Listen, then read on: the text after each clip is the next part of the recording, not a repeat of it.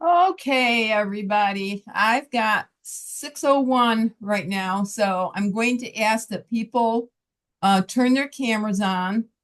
I see one person here. Chastity, you don't have your last name in there, so if you could go back into the profile and put your last name in there, that'll help. And are some of you in a class tonight? Yes? Yes, we What what are what class is it? Dr. Hill. for Dr. Hill. Okay, I'm sorry. I didn't know that y'all had a class scheduled. I thought you were in the classroom now and weren't doing classes. So I apologize, Dr. Hill. She Okay. apologized. He's gonna have the Okay, I think too many people have their speakers on, and I think that's the interference that you're getting there. Maybe. Okay. Are you still getting feedback? Hello? Hello? Can you Hello? hear me? Yeah, I can hear you. Can you hear me? Yes. So we're all here. We're in the same classroom. They went ahead and pulled up their stuff on their computer, but we're all in one place together. Okay. Okay, great. So Great. Very good. Very that good. way, if they have questions, they can put them in chat. Yeah. Yeah. So, Okay, Jaden, if you can put your last name in, and I've got three people here that don't have their cameras on yet. If you could put your cameras on, that would be most appreciated. Although I think y'all are probably paying attention. So I'm Brenda Strong. I'm the testing coordinator. My function is to get you through the testing process. So I have a tendency, once I start in on the information, to get really rolling with it, and I go a little bit fast. So if I'm going too fast for you, somebody just needs to jump in and tell me to slow down. Okay. I will stop. I will pause so that you can ask questions. So let's address questions as we go along instead of waiting to the very end. And then we'll just, I'll take questions again at the end, and I'll even hang back afterwards if anybody wants to if anybody wants to hang back if you're too shy to ask on camera. But anyway, just make sure that you have completed the receipt for handbook, that acknowledgement that you've received it. And there was something else I was gonna remind, and now I can't think. No, I can't think. I know everybody's had a long day. I've had a long day, so you'll have to excuse me if I get a little dingy here. Okay, so I'm just going to jump right into the handbook. I'm going to share screen here. I am recording this, and we will be, I will be posting it to YouTube so that if you, for any reason you want to go back and watch it again later on, and I'll send out the links. I've got the last night's meeting posted, and tomorrow I'll get this one posted, but then I'll send out the links through the EAB system so that you have those. So if you ever want to go back and fast forward through it to get to the point that you need, we'll do that. So let's just keep moving. So here's your handy dandy table of content.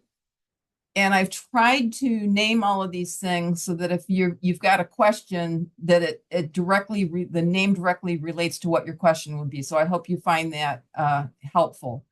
This next page, it just tells the contact information for the people and educator preparation services. You'll have to excuse my mouse. I think the wheel is wearing out and it's real herky jerky and it's annoying me. So I know it's going to annoy y'all. So I apologize. I'm going to have to order a new mouse. But anyway, I will be referring to educator preparation services as EPS just because it's easier. So please keep in mind when you have questions concerning the teacher education program, I'm not the main contact. I'm the contact, as you can see down here, for certification testing. I only deal with testing. So if you have questions that are related to specifically to the teacher education program, to admissions or teacher certification, you'll want to contact Miss Music. Now, all of these links that are included in the electronic copy are active links. So that's why I encourage you to save this, because you can go right to whatever you need here. And then Miss Lanier deals with field experiences and clinical teaching. And then our director, who you've already met, is Dr. Jones. But because everybody has a tendency to see my face more than these other two faces, I get asked a lot of questions. I'm sorry. It's not that I don't want to be helpful. It's just that I've got enough on my plate trying to figure out how to handle all the information for testing as well as program accountability. So if you got a testing question, I'm your person. But if you've got questions related to these other areas, then please contact the appropriate person. All right, this handbook covers two different processes, one more than the other, but what you're going to do to gain initial testing approval for your PPR, content, and STR exams, if that's applicable. And then how to register for the actual Texas Examination of Educator Standards, also known as the Texas exams. So I'm going to be referring to the exams as the Texas exams. These are the actual state exams that you're going to be taking in order to become a certified teacher in the state of Texas. So I've been real thorough in this handbook, and I've put all material in here that I can possibly think of. But in order for this to be useful to you, you're going to actually have to use it. Now, we're not going to be able to go through this verbatim word for word tonight because that would just take too much time. So I'm going to be going over items real quickly. I would suggest that later this week, you sit down with the handbook and go through it thoroughly so that you know exactly what's in here. Okay, anytime you have a question concerning the actual testing process, then please be sure to contact me. That's if you cannot find it in the handbook. And then every single semester, it seems as though some wild story or rumor will get started about testing, but I can tell you this, don't accept the word of anybody else, particularly if it's not in the handbook, okay? If it's not in the handbook, then somebody's got something twisted. And then questions related to the approval process, though, if you're getting approved for exams, that should go through your academic department curriculum and instruction. Before you begin, everybody needs to do this so that it doesn't cause problems later on. You need to log into your Teal account. You need to double check all of this information. If it's wrong, and people do put the wrong information in, surprisingly, but some of this you cannot correct yourself. You have to submit items to TEA. So check to make sure you have entered your legal first and last name. That name, those names are going to have to match whatever legal forms of identification you use when you get into your testing facilities, when you actually start taking the Texas exams. You need to check your social security number and date of birth to make sure that that's correct. And then please pay attention to the email account that you used when you set it up. I think in the instructions, I suggested that you do not use your Tarleton email, that you use some other email that you check on a regular basis. The reason for that is, yes, you get to take your Tarleton email with you when you finish the program and you graduate and leave. However, it doesn't stay with you forever. So a lot of people in the past have put their Tarleton email in there, and then TEA has tried to contact them about something very important and then can't get a hold of you. They are only going to send you something if they absolutely have to. You will never get any spam from TEA at all. So please just make sure in your profile you've put in an email account that you actually use and that you check on a regular basis. And if you've got the Tarleton email in there, I would suggest backing that out and putting something else in there. Then make sure that you've completed your gender and ethnicity. I know there's one person left. I can't remember who it is, but I wouldn't call them out anyway. There's one person left that still does not have their gender and ethnicity in there. That's going to be a problem when it comes time to test if that information isn't filled in. And then keep in mind that your Tarleton email account is the official means of communication for anything that's coming out of the EPS. If we send it to the entire group, it will always go through the EAB system. If it's coming from me, it's generally speaking going to have something to the effect of certification testing in the subject line. These are some other subjects that you might see depending on if it's coming from Miss Music or Miss Lanier. Just please get in the habit of checking your Tarleton email on a regular basis. We don't want you to miss anything important. And then lastly, you're going to know where the pages are for certification testing. You can click on this, but you can also go to Tarleton's main page. If you just went to tarleton.edu up here in the banner and it would say home, if you went to the home page, you would just back out home and put in EPS. And then all of those areas are going to pop up. We might take a little closer look at that a little bit later if we have time. So, what exams will I need to take? So this table shows, depending on what your certification area is, all of the exams that you have to take in order to become certified. My suggestion would be to take a highlighter and find your certification area and highlight that, and then highlight your exams. If you're a 4 through 8 person, you want to be careful. 4 through 8 core subjects is different than all of these other 4 through 8 content areas. So you want to think back to their letter of offer that came from Miss Music that said you've been brought forward to Educator Preparation Council. They've agreed to admit you. Now you have to accept, but she listed your certification in there. So just make sure it matches up. Now, when you start doing your test preps, which I think you're already working on PPR, right? Can somebody shake their head? You're working on PPR? Are you working on your content as well? And maybe in your reading class, you may also be working on STR. Okay, well, these numbers of the actual state certification exams will also match up with the numbers in 240 tutoring. So don't get confused with that. Those numbers will be the same regardless of where you are. All right, so obtaining initial test approval.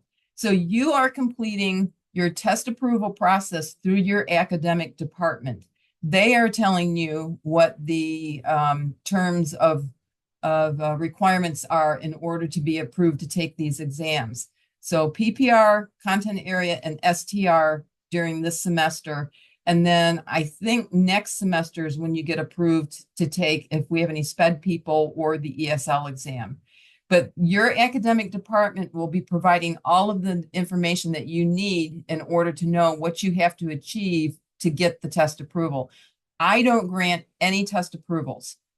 I enter approvals in the system for you, but it's up to your department to say, yes, you are ready and you are approved to test.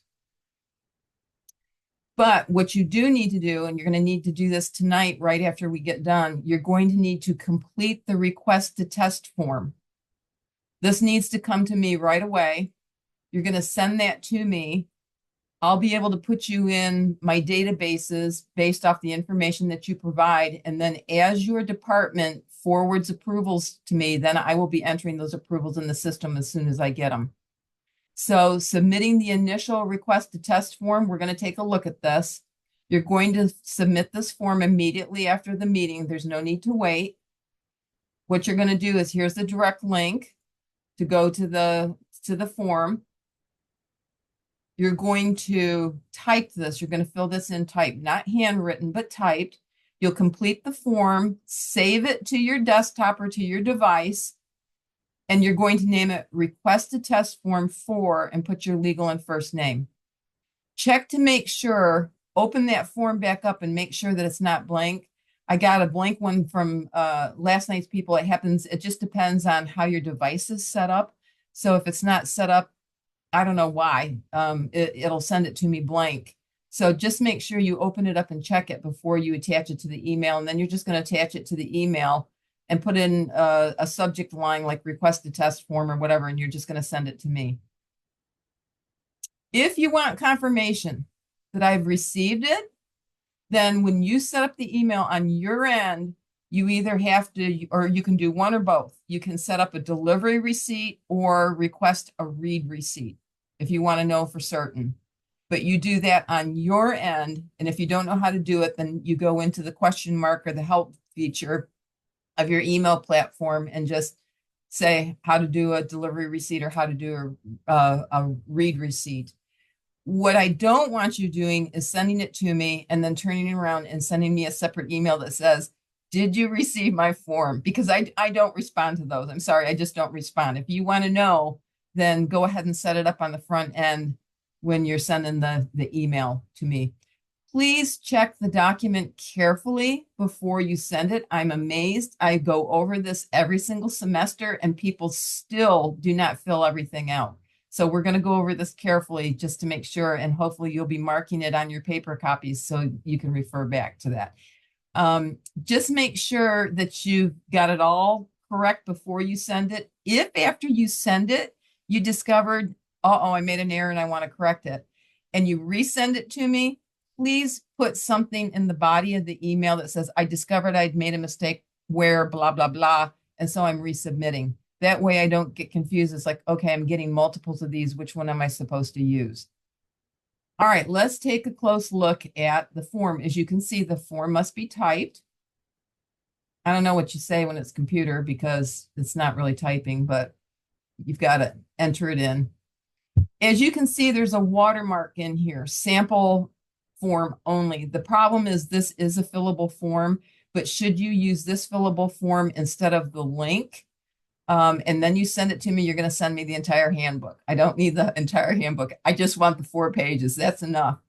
So under Part A, you're going to be putting in your legal first and last name. First and last name. I can't tell you how many times I get just a first name or just a last name. Please, please pay attention to what you're doing when you fill this out. You'll put today's date. You will include your Tarleton ID number. You'll include your TEA ID number, and then your campus designation. You're just going to click the box. Fill in your address. Fill in a primary phone if I have to reach you by phone where I can reach you. If you've got an alternative phone, you want to put that, fine, you can put that as well. Primary email, I would like you to put whatever email you use most frequently. If that's Tarleton, fine. If it's not, then go ahead and put in Gmail or, Yahoo or whatever. But please make sure that one of these is your Tarleton email. If I have to contact you individually, then I'm going to use whatever you say your primary email is. I'm only going to be using just Tarleton email if it goes to the entire group. So it helps me sometimes to have multiple to make sure that, yeah, I'm sending out an email and I know you're going to get it at one place or the next. Then you're going to fill in gender. And this needs to match whatever information you put into your TEA account. And then your race and ethnicity, you'll click one of these boxes. And again, whatever you put in your TEA account, make sure you're being consistent. I have had some people question me about the limitations on some of these options that are here. Our accreditation, our program accreditation is based off these each individual demographic. These are the only ones that the state uses at this time. So these are the only ones that I can provide as well. So just make sure when you go in to check your TEA account for accuracy that you know what you put in there so that you can select the same thing for this. Under program verification, everybody will be checking traditional teacher education program. People miss this all the time. Make sure you're checking this box. And then find your area. It's going to be either one of these 4 or this, the SPED, if you're SPED. And that's all you're going to select under Part B. Okay, Part C. Please mark this. I don't understand the difficulty with this one either, but it happens every single time. Applied to your certification program. So I'm assuming that most of you either applied in the spring or the summer. So whichever semester you applied, check that and then put 2024. Now, if you applied back earlier, like in the fall of 23 or something, and for some reason you sat out before coming back, then, make sure you're accurate with what you're filling in here, but make sure you're always checking the semester and putting the year in. Then expected program completion, probably most of you, if not all of you, are planning on finishing in the spring. Well, no, you'll be finishing in the fall because you're going to do TR1 in the spring. So it would be fall of 2025, unless you know for sure you're going to be doing something differently. I'm just going to put spring up here because most people applied in the spring. There weren't that many applicants in the summer. And then this last one, you'll click the year-long residency. And since it's 2 semesters, you'll click fall and spring. And that's going to be, because you're going to start in the spring, you'll finish in the fall, but that's still 2025. So you'll put 2025 there. Okay. Any questions about any of these items on the first page? All right, we'll keep on moving.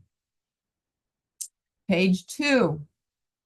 The first box are the exams that are offered continuously by computer. Now, although these exams are offered continuously, that does not mean that every testing center offers these exams every single day of the week. So when you go into register and you select your test site location, then you'll find out what days they're being offered. But as you can see here in red, and you might want to highlight this or circle this or underline it, check all exams you'll be required to take. So referring back to that earlier chart that showed what exams you had to take, everybody has to take the PPR. So everybody should be clicking that. Most people will be taking the Science of Teaching Reading, unless you're one of the few 4 through 8 content areas that don't need it. And I think everybody will be taking the ESL. I believe everybody will be taking the ESL. And then find your content area, which it's probably either going to be core subjects, EC through 6, or maybe possibly one of the 4 through 8 contents. I'm not sure what exactly is being offered on y'all's campus, if it's just the core subjects there, if you can do one of the 4 through 8s as well. Notate if one of your exams, like the Science of Teaching Reading, has the little red star that says these exams have specific score posting dates. And that's going to come into play later on when you have to have passing scores posted. So I just want to draw your attention to that. Now, if we have anybody that's an early childhood, pre-K through 3, I don't know if that's being offered in Fort Worth or not, but if it is and this applies to you, you would check this one. Please note that this exam has not only specific testing windows, but it also has specific score postings. So you'd have to make sure that you test this within the window to meet the test by dates and the score posting dates. So you'd have to pay particular attention to this exam. That's all you're filling out on this page. So any questions on this page at all? All right, we'll keep going. The next page here, I'm not going to go over this in detail. The only thing I do want to call to your attention here is item number 3. Candidates may take only one exam per test administration date. It's not because we're trying to punish you or trying to limit you. It is possible when you go into the registration system that you could register to take one in the morning, one in the afternoon, and one at night. However, the policy prohibits that because in the past, when people tried to do multiple exams in the same day, generally speaking, they are not successful on the second one. So therefore, we don't even want people to put themselves through it, because when you have to do a retest, it not only costs you additional money, but it costs you additional time. Please, before you sign this, you need to read carefully. I have received, read, and understand the testing policies. By signing below, I agree to adhere to the above stated policies and understand that failure to do so may result in the issuance of a flag and/or ineligibility to complete the program in which I'm enrolled. So in other words, this is a nice way of saying, depending on the severity of the violation, you can be removed from the program. We don't want that to happen. Now, some people in the past that have violated some of these policies, the response has always been, well, I didn't know. And when you're going before either Dr. Jones or the dean, the first thing they're going to say is, Brenda, pull the person's requested test form to see if they signed this page. When your signature's on this page and an entered name, a typed name, if you can see, entered name signifies acceptance of policies, then you won't have any standing to say, I didn't know. Please, at this point in your career, and in your life, you should be very careful about making sure that you read thoroughly anything before you add your name to it. And then the last page, you're going to put your legal first and last name up here on this line. And then read through this. This just tells what we do with test scores. And then you'll put the information down below here as well. Now, I realize you've already included this information on the front page. However, this particular page is something that TEA requires us to have on file for each candidate.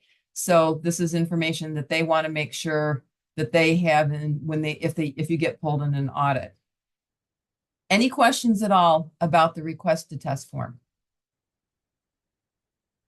Okay, this is what you're going to fill out immediately after we finish here and then submit to me tonight. So when I come in tomorrow morning. I expect probably 24 or 23 of these to be in my inbox when I get in the morning.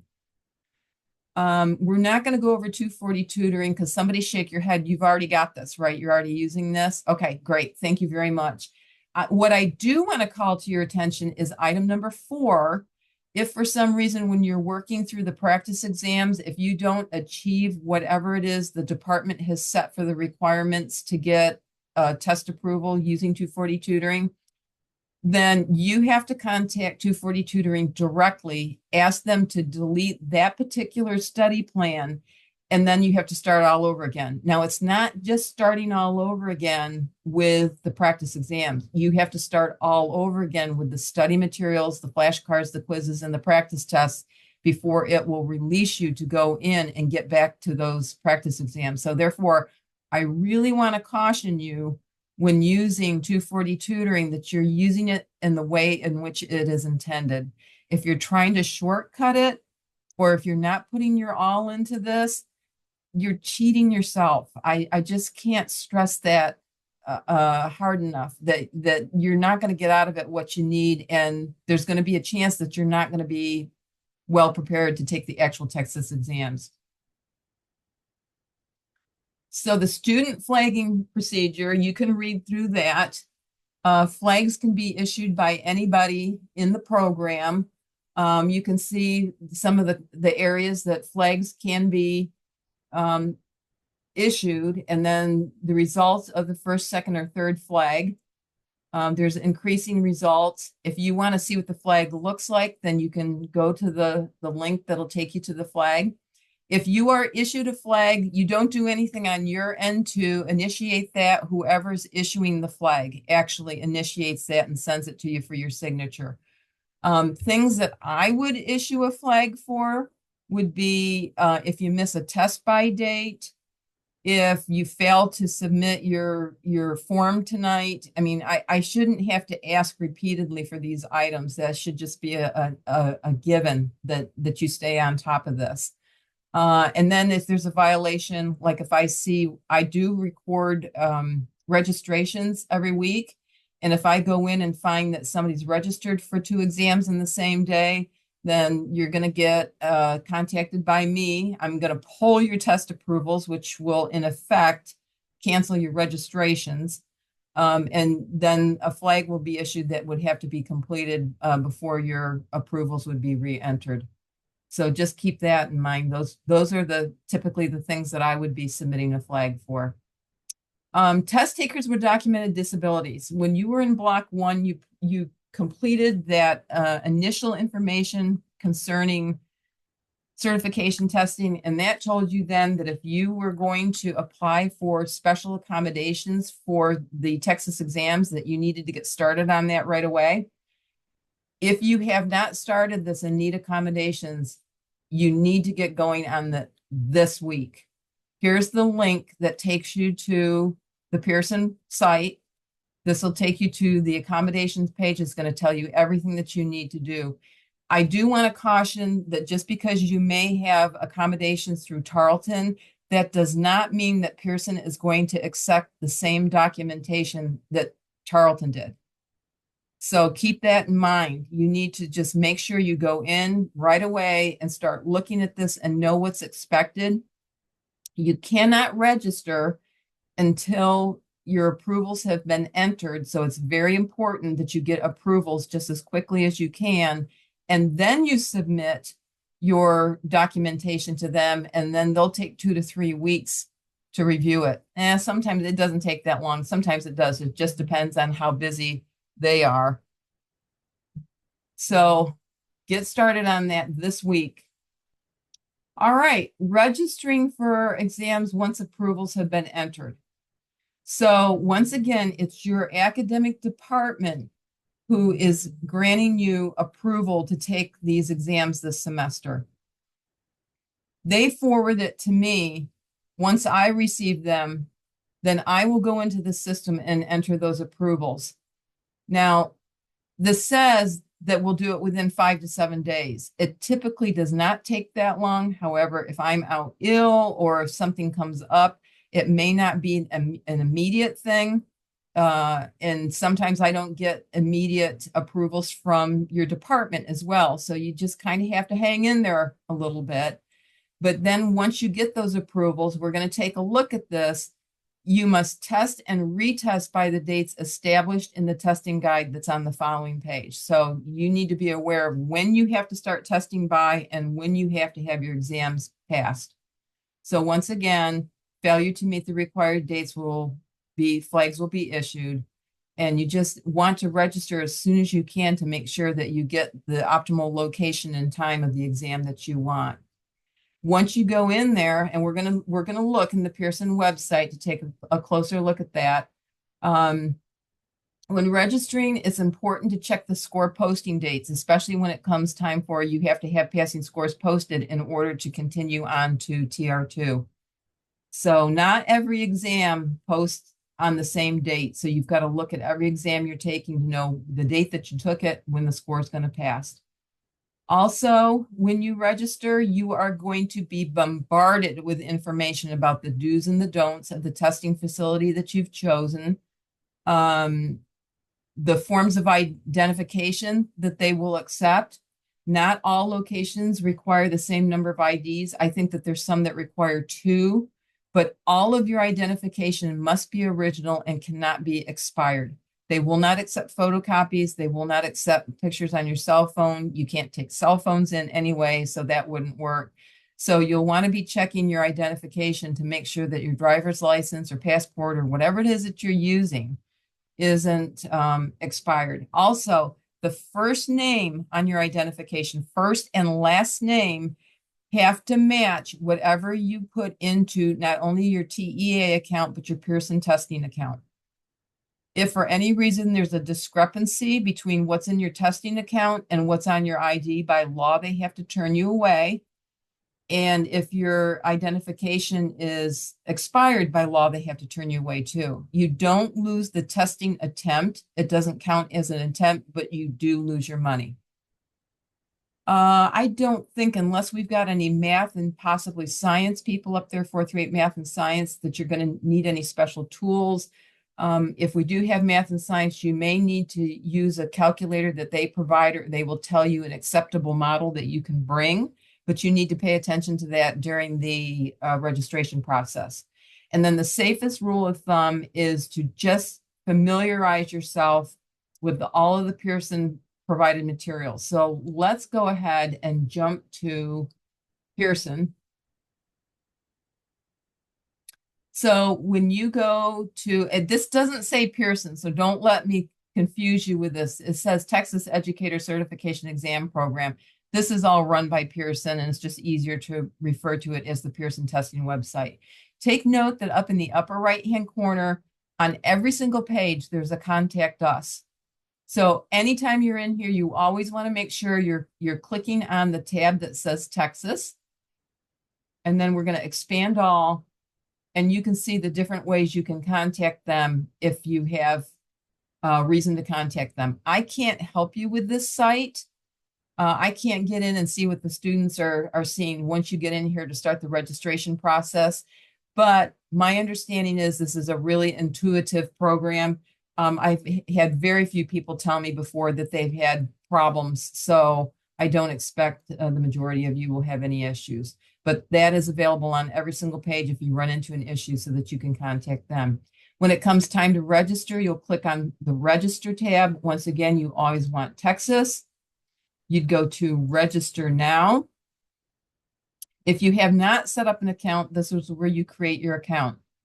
Once again, you want to make sure whatever you're putting in your account when you set up your testing account matches what the same information that you put in your TEA account. Then once you've got this, then you go ahead and log in, and whatever exams you've been approved for will pop up when you go in there.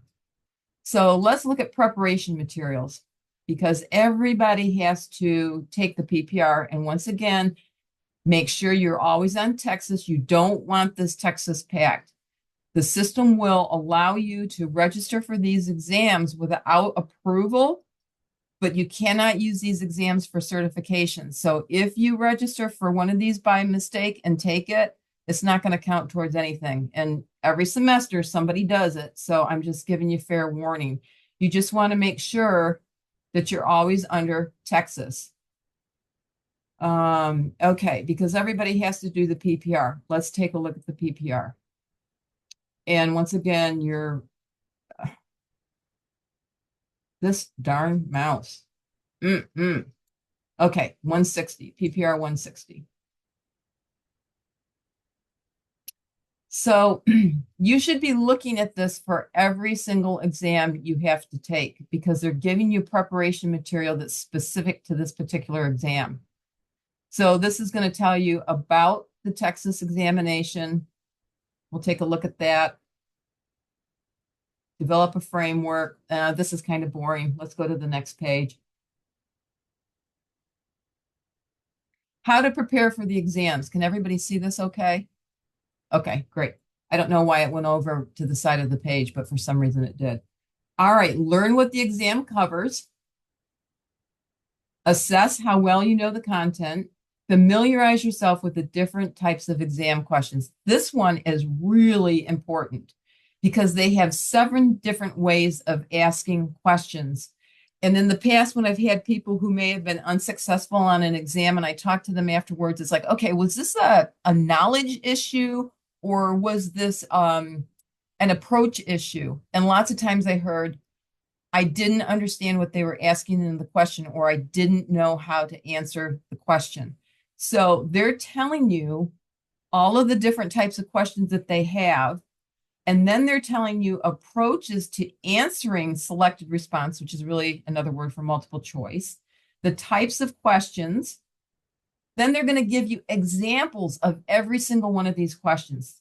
Keep in mind that what you're doing in 240 tutoring and the way they ask questions in 240 tutoring is not going to match up with the way they ask questions on the actual Texas exam. So I know that throws a lot of people. They'll say, man, they didn't ask the questions at all similar to the way 240 tutoring did. No, they don't. They're completely different.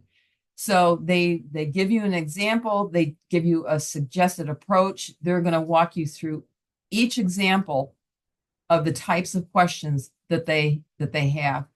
So you should be going through this so that you know how to approach them. Now, some of the exams, it just so happens that the PPR exam is all multiple choice. This shows you have 5 hours to take the exam, that there's 100 selected response questions. It tells you the percentage that falls in the different domains. You can use this as a checklist to go through. Yep, this is everything that they expect you to know on this exam. So you can go through and use this as a checklist. Yes, yes, yes, I know this. I know, oh, I don't know about that. I better brush up on that. So you should be looking at this for every single exam you have to take. Now, some of the exams have a constructed response. The Science of Teaching Reading has a constructed response. So there's a page that addresses how to approach the constructed response. If you haven't gone through this material, I'm telling you, you are only 50% prepared to actually go in and take the exams. You really need to take the time, spend the time on this. And then for every single exam, they're going to give you practice questions. So for the PPR, there's a total of 40. You'd read through the question, mentally select what you think the answer is, and then click on the answer, which I'm not going to do because then the answer pops up. It's going to tell you what the correct answer is and why, and then it'll tell you why the other ones are not correct.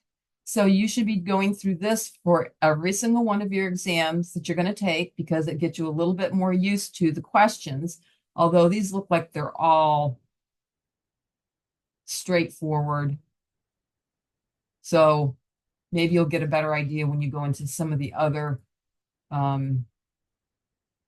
practice questions on some of the other exams. But you should be doing this for all of your exams.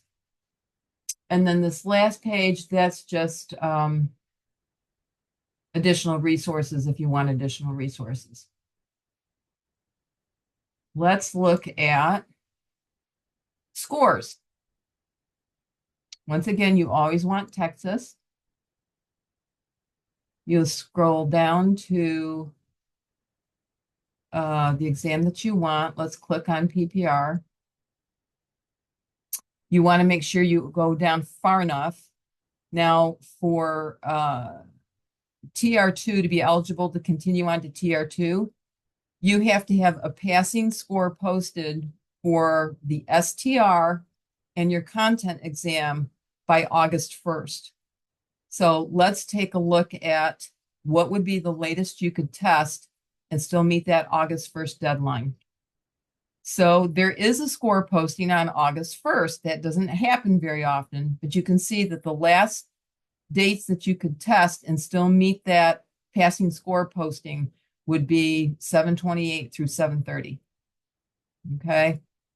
Let's take a look at, let's get out of here. Let's take a look at the STR because the STR has specific score posting dates. So if you're going to have one posted by a passing score posted by August 1st, this is really rare. It does not usually fall on the actual date.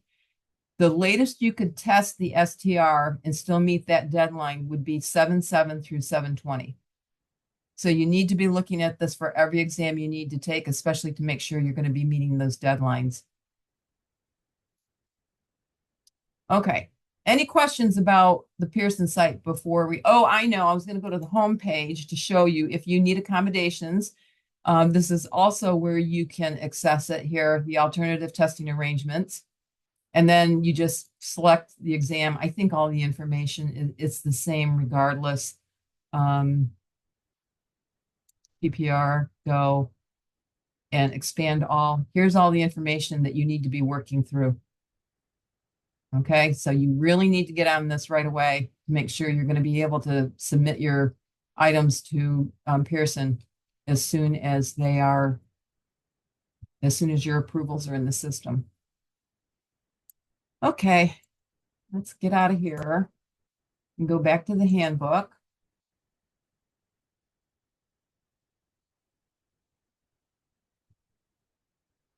And I'm going to have to go back all down through the pages. It's probably an easier way to do this. All right, let's back up here.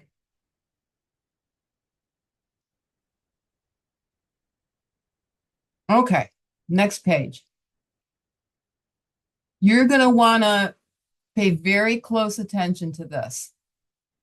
This outlines the test by dates and the passing score posting by dates that you're going to need to follow. You're going to be the spring residency start for TR1. So you're going to be following the dates in the blue column. So the due date for those initial test approvals for PPR, content area, and STR is set by your academic department. And they may have already told you, Dr. Hill may already told you, you have to have this by the end of the semester or maybe even before the end of the semester. But keep in mind that the test by dates for your content area and STR for your initial attempt, you have to have those attempted by no later than January 15th. Okay. If you need a retest for either of those two exams, the first thing you would do once you find out that, oh, I wasn't successful, your score post, you weren't successful, I'm going to need a retest. You need to contact your academic department, typically your faculty mentor, to find out if there's any mandatory remediation sessions that are scheduled. And then you'd have to retest by no later than April 15th. And if you need an additional retest after that, then you have to retest by June 1st. We're just trying to keep you on track because you have to have a passing score posted for PPR, content area, and STR by August 1st before the start of TR2. You can delay the test by date for your PPR exam until after the end of the TR1 semester, but you still have to meet that June 15th test by date, and then you still have to meet the August 1st test by date. So those are 3 exams have to be passed with passing scores posted by August 1st. And then due dates for your ESL and special education, once again, they're going to be determined by your academic department, but you have to test those exams by June 15th of TR2 while you're in TR2. Or that should say before TR2. Before, you probably want to cross that out and put in before TR2. Test no later than June 15th before TR2. I need to change that. And then if you need retests, then you can retest while you're in TR2, but we really want all of our candidates to have these exams passed by the time you go into TR2, because your TR2 semester, if you think you're busy now, then you're going to be really busy in TR1. You're going to be exceptionally busy in TR2. And then you have to have passing scores posted for those exams by program completion in order to be recommended for certification. Any questions on you're probably going to want to run off a couple of copies of this and keep it in different places so you can stay on top of it. Once I enter test approvals in the system, I do not send out notifications. You'll just have to start monitoring your Pearson testing account for them. Once again, I'll have them in by 5 to 7 working days that I receive them from your department, but typically they're in just as soon as they hit my email. We talked about flags being issued if you fail to meet those dates. Part of the reason why we've got the schedule set up is because the farther you get into the program, the less time you're going to have to work on your remediation for retest.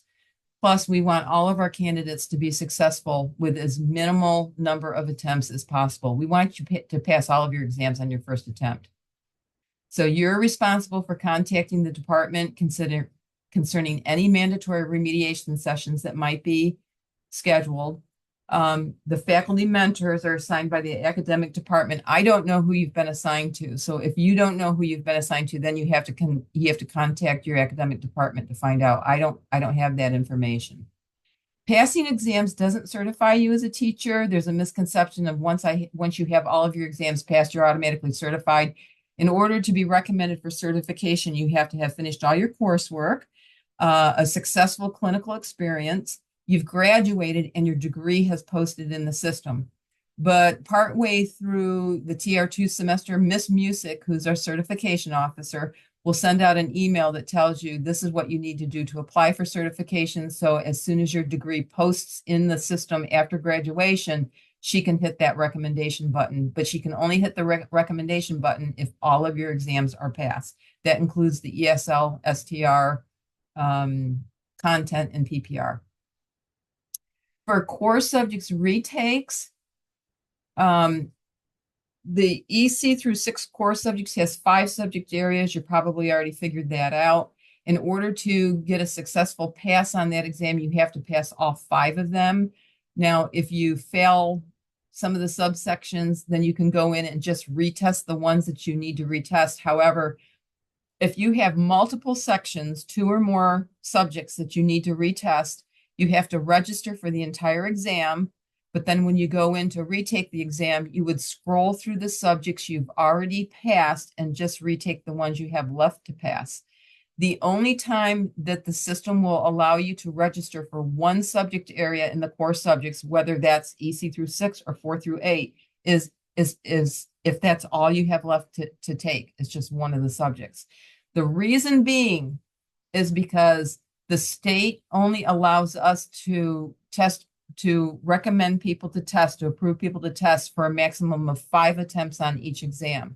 So if you were to test those individual subject areas within that exam individually, you could possibly test out on the 5 attempts that we're allowed to approve you for.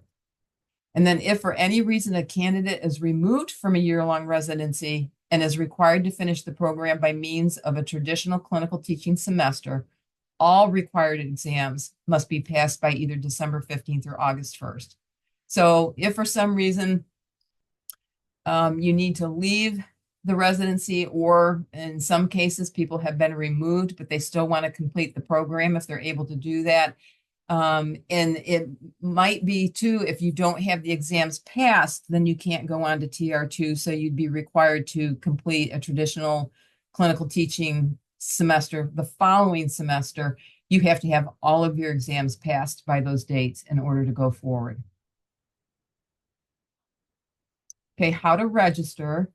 Here's where you would go to log into your Teal account. Remember, everybody, please check this now so it doesn't cause problems later on. If you're having issues, I can't help you with that, but here's the number to contact TEA directly to ask for help. And then this walks you through the Pearson testing site, how to set up your account, but we just went in and looked. But here's the link that'll take you directly to where we just were. Once again, here's their telephone number, but remember they've got that orange tab in the upper right hand corner that you can always click on as well. If you need a retest, we're not going to go through this, but if you need a retest, as soon as your score posts, and by the way, you probably want to mark this down someplace, 240 is a passing score on all of the exams. A perfect score is 300. So as long as you score a 240 or better, then you've passed the exam. But if for some reason you score less, then you're going to have to retake. And you can see here that you're going to have to go through a remediation plan. And depending on whether it's your first request to retest or whether it goes into multiple retests, is going to determine what you need to do. These links are all active. So as soon as you get a score where you were not successful, you'll want to get with your faculty mentor right away and start that retest process. Now, state law says that you have to wait a minimum of 30 days to retake an exam. You do not wait 30 days to start the retest process. You start the retest process immediately. And then once you get approval, you can get approval and we can enter approval before the 30 days. It's just that when you go into register, the registration system is not going to allow you to select a date that was sooner than 30 days since your last attempt. But do not wait on that retest because you've got those retest dates that you have to meet as well. So you're going to want to keep this close at hand to refer to this in the event you might need a retest. You can see that the requirements get bigger and bigger as it goes along. And then there's additional pages that you have to fill out as well. All right. My function is to get you through this process. And I know that probably some of you right now are feeling overwhelmed and you're thinking, how am I ever going to get through this? Well, people get through this every semester. I mean, it's not, once you start working on this, it's going to all fall into place. You just have to make sure that you are budgeting your time well so that you can get through the approval process. It's actually the responsibility of your academic department to help you be successful with your exams. So if you're having difficulties, if you want additional resources, then contact them. We realize that 240 tutoring is not a one-size-fits-all. You may not find that the representative form, the practice exam, is a one-size-fits-all either. But I'm giving you the resources that I'm familiar with. If you go into YouTube or Google and do a search for free Texas study materials for whatever the name of the exam is that you're searching, you are going to see all kinds of test preparation things come up. So you don't have to limit yourself to just 240 tutoring or the representative form, or there's all kinds of things that are available out there, but I've given you the links to things that I'm aware of. And then these are all active links. The last time I checked, now I haven't checked them in a couple of semesters, so there may be something in here that's not current, but you can see, especially for core subjects, there's all kinds of stuff available for core subjects. There's STR, there's special education, there's ESL. So I hope that you'll utilize some of these links, especially if you feel you need additional preparation materials. All right, some of this is going to be new and some of it is going to be repeat. you must be willing to thoroughly read all of this information that's being provided to you. You can see how quickly we're going through it tonight. So you need to read through it to make sure that I haven't missed anything and that you're not missing anything. You need to get your test approvals now, and you need to test and meet those test by dates in order to be eligible to go on to TR1. You're going to submit that request to test form to me tonight so that I'll already have that. So there won't be any need to submit anything more to me.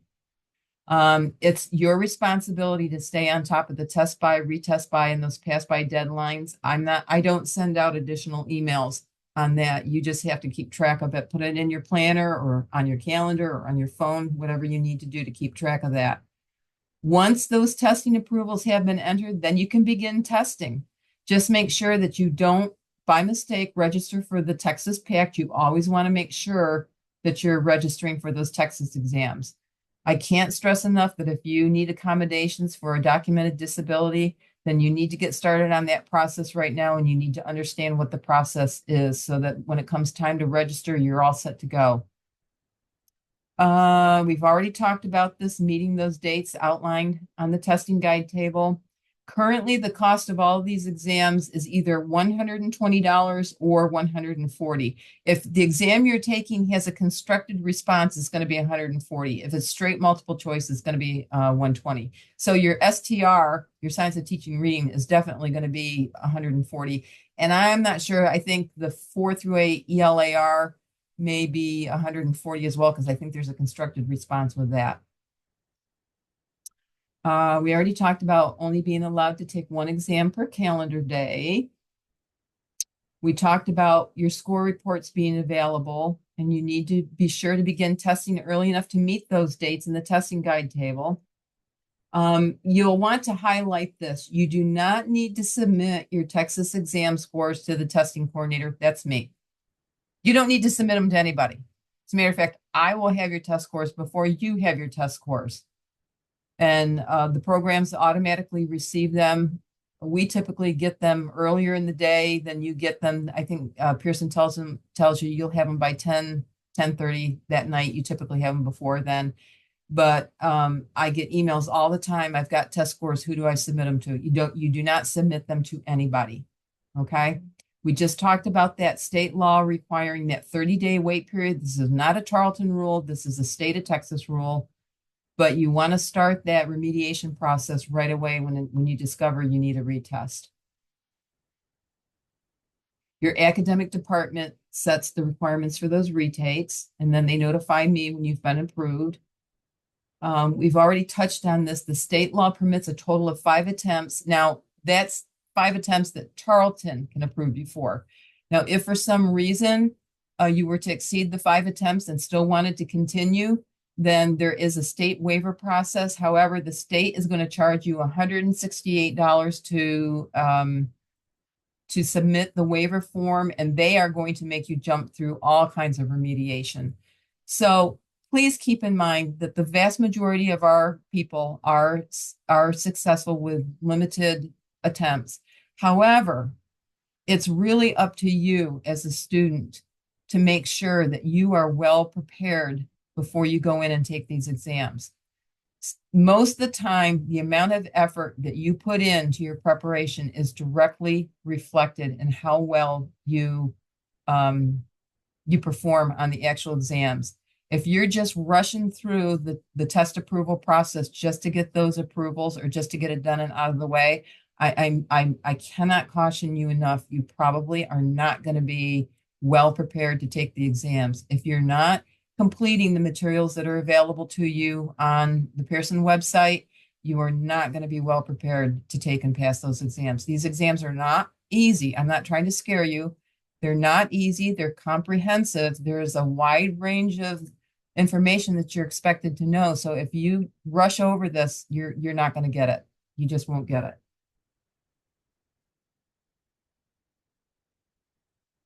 We've talked about these items, but please go back through them. You can test at any of the testing sites that are available.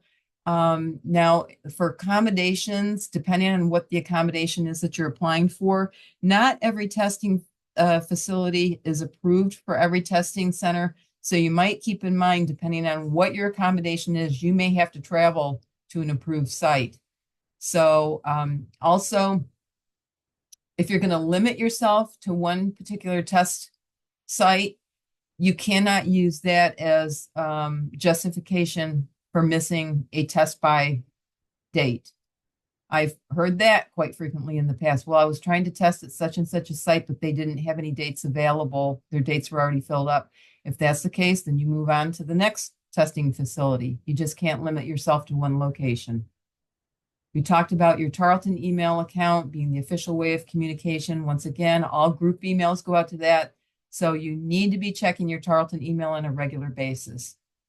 You'll need to make sure you're paying attention to the registration information about what is allowed and what isn't allowed, so you know what the policies are at the testing facility when you go into test. We talked about if you need to well, we didn't talk about this. If you need to lay out a semester or you've had an interruption in your plans, please make sure you're contacting Educator Preparation Services. Lots of times we don't find out that there's an issue with a student, and there may be several reasons why you need to lay out. It might be financial, it might be health, it might be family related, but unless you specifically contact us, a lot of times we have no way of knowing, and we really need to keep our partner schools informed of what's going on. It's very embarrassing when we think we've got somebody going out there and we've contacted the schools and they're expecting you, and then at the last minute we have to contact them and say, oh, just kidding, you're not going to have this person this semester after all. So if you're making any changes that impact field experiences, clinical teaching, any kind of continuation in the teacher education program, please make sure you're contacting somebody in EPS to let us know. We talked about the passing of the exams not certifying you. When you graduate and you receive your diploma, your teacher certifications are not listed on your diploma. Only the official name of your major is listed. Tarleton really doesn't, they don't know what your certifications are. It will be your teacher certificate that will have your certifications listed. There is no certification for PPR. PPR is just the standard exam that all teacher education people have to have. So you will have an ESL certification if that applies, and you will have your content. Once you have been awarded your standard certificate by TEA, and that's after you've been recommended, after your degree has posted, then you can go into Pearson. Tarleton has no control over you at that point. You can go in and you can test any of those classroom level exams. Now, be careful because you only get 5 attempts on those without having to go through the state waiver process. But you can go in and start testing those. And as you pass them, you still have to apply to have them added to your teacher certificate. Because sometimes you might be offered a job and they might want you to get dual content certifications. At that point, then once you've got that standard certificate, then you're on your own as far as going in and testing those. The Dennis P. McCabe Endowed Scholarship, you got information on that while you're in Block 1, but the last page of the handbook talks about that. You can get $1,000 in your last semester. I've been told in the past that as long as you meet one of the 4 qualifying standards for that exam, there's always been a 100% award rate. So this is worth looking into.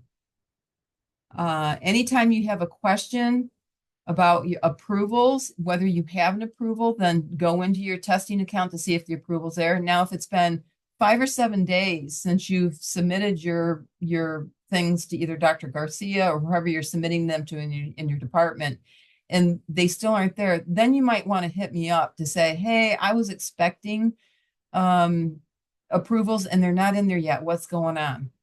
And I'll take a look at that for you. Either I haven't received it yet, or you didn't submit something correctly to your department, or maybe I went in and thought that I entered the approval and failed to hit the save button. That has happened too. So anytime you have any questions about testing, then please pick up the phone and call me.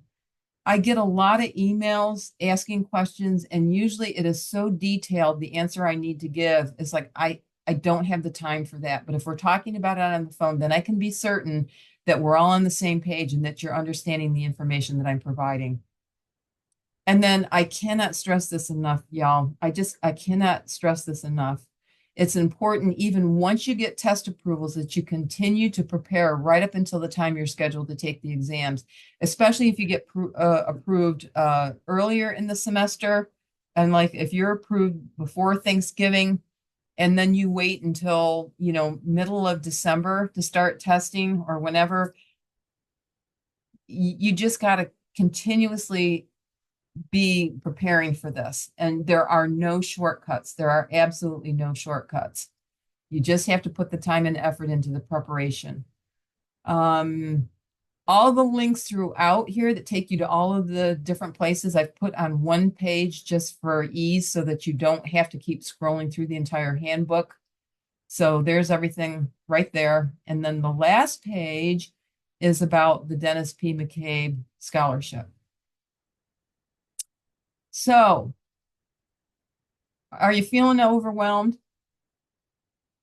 And that's to be expected. And I realize that some of this material can be rather intimidating.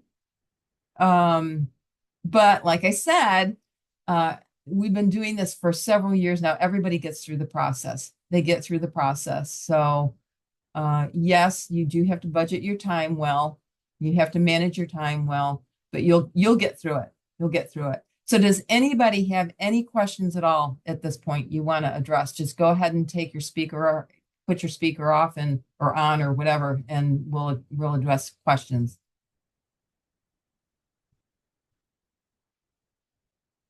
Okay, if there's anybody that's too shy to ask in front of the group, I'll hang back a little bit. I'm also going to take it off recording so that it won't record the questions. So if anybody wants to hang back, I'll hang back for a couple minutes here to see if anybody has any questions. Otherwise, thank you so much for your attention this evening. I know there's other things you'd rather be doing. I can't wait to get home. I have now been at my desk for 12 straight hours today. So I'm ready to get home myself.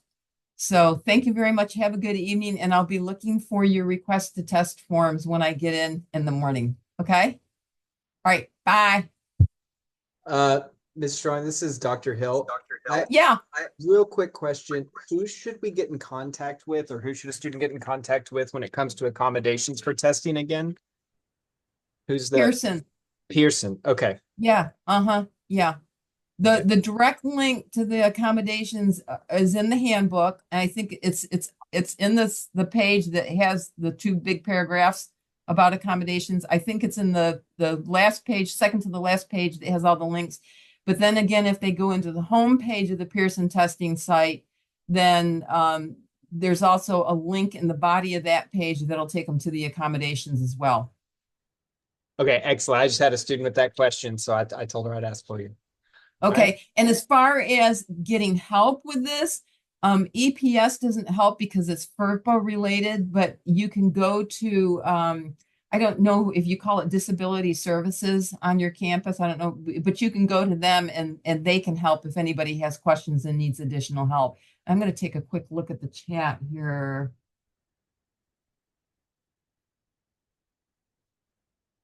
Okay. Okay. All right. So does anybody have questions that's hanging back here that they want to ask? Are you just waiting to see if somebody else has a question? Well, I think we're all good here with my class, so we're going to go ahead and head out. So thank you so much for doing this. Okay, you're very welcome, and thank you, Dr. Hill. I greatly appreciate it. Okay, night.